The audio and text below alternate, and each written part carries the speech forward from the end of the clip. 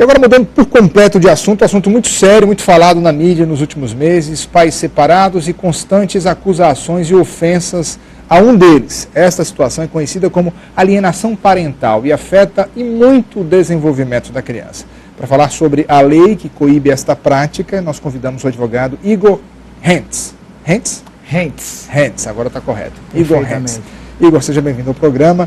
Eu confesso que a primeira vez que, apesar de ser advogado e não advogar mais, a primeira vez que eu escutei esse termo me pareceu estranho. Alienação parental. Bom, alguém está deixando de... não está permitindo que alguém seja pai ou mãe. Foi assim que eu... né? E é mais ou menos por aí? Bom, primeiramente, bom dia, Luiz, bom dia, caros telespectadores. A alienação parental é um tema muito atual, todavia é constante e rotineiro, geralmente na dissolução das relações conjugais. Quando se chega ao fim a relação de casamento ou de união estável, aí sim se detecta a maioria dos casos de alienação parental. Que a alienação parental nada mais é do que a interferência psicológica de um parente, ou pode ser o pai, ou a mãe, ou o avô, ou a avó, ou qualquer outra pessoa que detém autoridade sobre o menor, visando interferir na relação, no convívio familiar sadio desse menor com o outro genitor, com o pai, ou com a mãe, ou com qualquer outro parente da criança, ou adolescente, no caso. Vamos para os exemplos práticos. Vamos lá. O pai e a mãe que têm fixados ali o dia do final de semana, por exemplo, para ficar. O não cumprimento por parte do outro. Eu tenho que pegar meus filhos esse final de semana, e minha ex-esposa, enfim, a mãe tem que devolver tem que deixar tal hora e eu pego tal hora. E ela viaja com as crianças. Isso é alienação parental. Sim. Sem comunicar, eu estou falando. Obviamente. Luiz, é importante frisar que os casos de alienação parental, eles devem ser reiterados. Uma simples situação ocasional não configura alienação parental. Agora, se existe um interesse, muitas vezes até o próprio alienador não percebe que está alienando, mas muitas vezes é motivado por sentimentos escusos, como a vingança, o ciúme, a raiva. Alguns pais tentam jogar o filho ou a filha contra o outro pai ou a mãe, ou contra seus parentes. Nesse caso, sim, é um caso de alienação parental, desde que seja reiterado. A Lei 12.318, que entrou em vigor, foi sancionada em 2010, ela traz um rol exemplificativo no seu artigo 4º. Dentro desse rol, nós podemos constatar a mudança de endereço sem o prévio aviso, você desqualificar a ação do outro genitor, ou do outro pai, mãe, ou mesmo de parente deste, desqualificar a sua atuação com os seus deveres do poder familiar, do poder parental, certo? Temos outros casos, a mudança de domicílio sem aviso prévio, mas temos também a situação, a deixar de informar, trazer informações relevantes sobre a saúde do menor, ou uma programação na escola, por exemplo. A escolaridade, que lembre-se, é um direito, dever do pai. O pai tem a obrigação de acompanhar essas informações, o desenvolvimento escolar do seu filho. Agora vamos lá. O pai ou a mãe, obviamente. Eu sou um pai, estou passando pela alienação parental. Eu já detectei vários exemplos. Existe uma lei que me protege. O que é que eu devo fazer? Na verdade, essa lei, ela protege primeiro o interesse do menor, que é garantido pelo artigo 227 da Constituição Federal, que garante o direito do convívio sadio familiar do menor.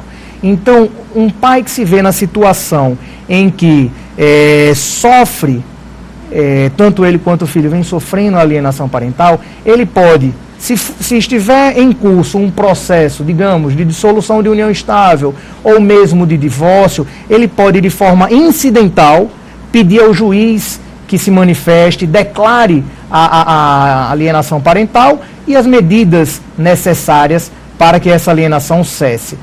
Deixa eu ver se eu entendi. Vamos lá, vamos traduzir aqui para... Existe um processo que está acontecendo agora, separação, divórcio e tal. Se houver já isso, ele já pode dizer, juiz, olha, está acontecendo isso, e aí o juiz vai tomar as devidas providências. Agora vamos considerar que já houve a separação e já está tudo resolvido, mas aí a mãe ou o pai priva a criança, o adolescente, enfim, dessa convivência conforme você já explicou. Isso cabe nova ação que pode revisar aquilo que já aconteceu? Perfeitamente, cabe sim, Luiz. Pode ser uma ação principal movida com o intuito realmente de declarar que existe a alienação parental. Pode perder guarda por isso? Pode haver a inversão da guarda ou a transformação em guarda compartilhada se ela for unilateral.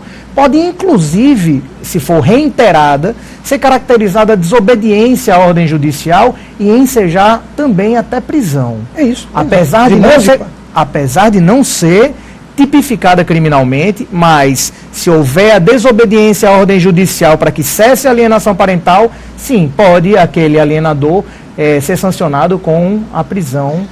Agora, Igor, na prática aqui em Natal, rapaz, me preocupa assim, as varas de família, né, que são as varas que estão ali postas para resolver esses casos. A velocidade com que isso vem sendo abordado. Porque, por exemplo, a pessoa que pode contratar um advogado, ótimo, mas muitos neste tipo de assunto precisam da chamada advocacia gratuita. Como é que está a justiça? Perfeito. Luiz, a alienação parental, por tratar de temas tão delicados, ela goza de prioridade no judiciário. Ou seja, havendo indícios de que a alienação parental vem ocorrendo, o juiz, ex officio, pelo próprio ofício, ou manifestação do requerente, através de requerimento do interessado, ou do Ministério Público, que tem o dever de salvaguardar os direitos do menor, ele pode imediatamente tomar medidas para cessar essa alienação.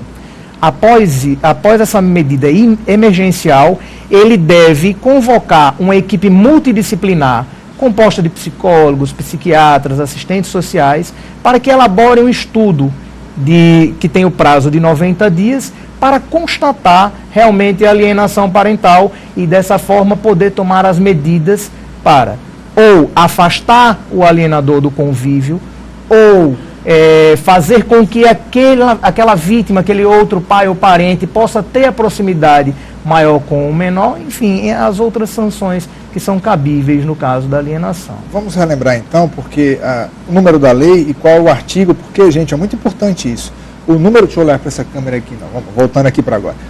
Existe uma lei, tem lá vários exemplos, então você vai aí, agora coloca no Google o número da lei que ele vai dizer, e quando é que você vai buscar lá esses exemplos, para saber se está configurado esse tipo de problema na sua família. Então vamos lembrar mais uma vez, Igor, por favor. A lei é a Lei 12.318 e é um rol exemplificativo, são exemplos. Lá na lei você consegue constatar desde simples dificuldade do contato, ou seja, você como pai ou mãe ou avô ou avó tenta telefonar para o seu neto, para o seu filho, e a outra parte simplesmente não deixa que você atenda, que o menor atenda, que você se comunique com ele. Aí, se for de uma forma reiterada, pode ser caracterizado.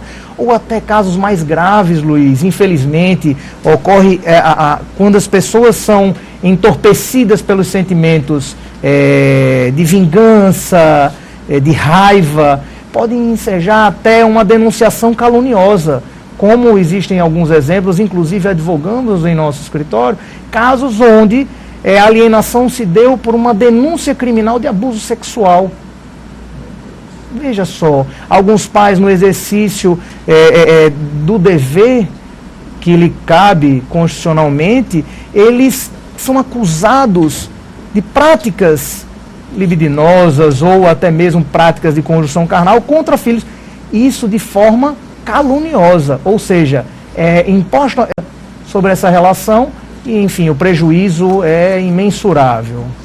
Vamos lá, meu ex-marido, vamos lá, chegaram perguntas aqui, ó, 40096638, perguntas bem interessantes. Meu ex-marido usa presentes para, ele até colocou entre aspas, comprar minha filha. Este é um tipo de alienação, já que não posso comprar para ela? Bom, Luiz, cada caso tem que ser analisado com bastante cautela, é um tema muito delicado.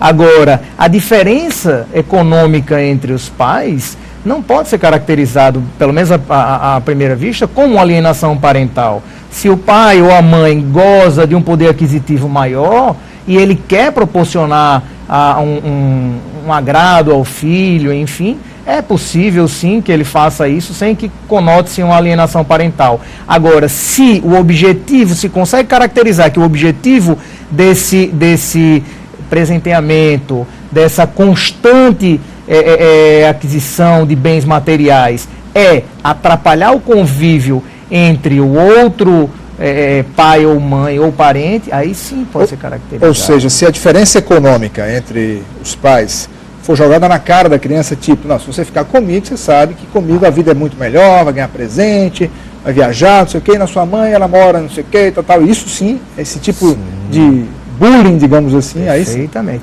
Você interferir psicologicamente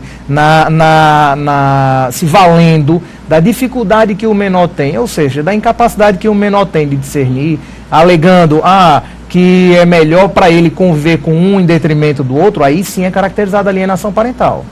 Olha essa aqui, eu vejo o meu vizinho falar que a mãe não gosta do filho deles, mesmo sabendo que isso não é verdade. Posso denunciar? A quem posso denunciar esse tipo de prática? Bom, noticiar, qualquer cidadão pode. Você deve noticiar ou ao Ministério Público ou mesmo ao magistrado, que de ofício tem a prerrogativa de tomar as medidas cabíveis e instaurar o processo necessário para que se averigue a possível alienação parental. Outro exemplo que eu penso que acontece muito na prática, a minha ex-mulher usa os avós do meu filho para ficarem contra mim. O que eu devo fazer? Já conversei com eles e nada mudou. Perfeito. Bom, como eu disse, Luiz, qualquer interferência psicológica no menor, se ela é reiterada e visa o afastamento afetivo, visa a repúdia desse menor em detrimento ao outro familiar, é caracterizada alienação parental. Ok, Igor, muito obrigado. Lembrando mais uma vez que isso é um tema recente, um tema novo, né, no direito brasileiro. E você que é pai, mãe, enfim, vamos olhar para essa câmera. Então, se você que é pai, mãe, uma vez pai e mãe, né, Igor, vai ser pai e mãe a vida inteira. Verdade. Então, no momento da dissolução conjugal, é importante levar em conta, deixar... É difícil o que eu vou falar agora, muito difícil, porque a gente não casa para separar. Mas diante de uma separação, é muito, muito importante que você coloque os filhos ao lado desse processo. Se tiver que sofrer, que bater, que gritar, faz isso, mas preserva a figura do filho, da filha, porque esses serão filhos e filhas a vida inteira. E esses desejam sempre ter pais e mães por perto, não é isso? Igor, muito obrigado. Perfeitamente, Sucesso Luiz. para você, tá bom? Muitíssimo obrigado pela atenção.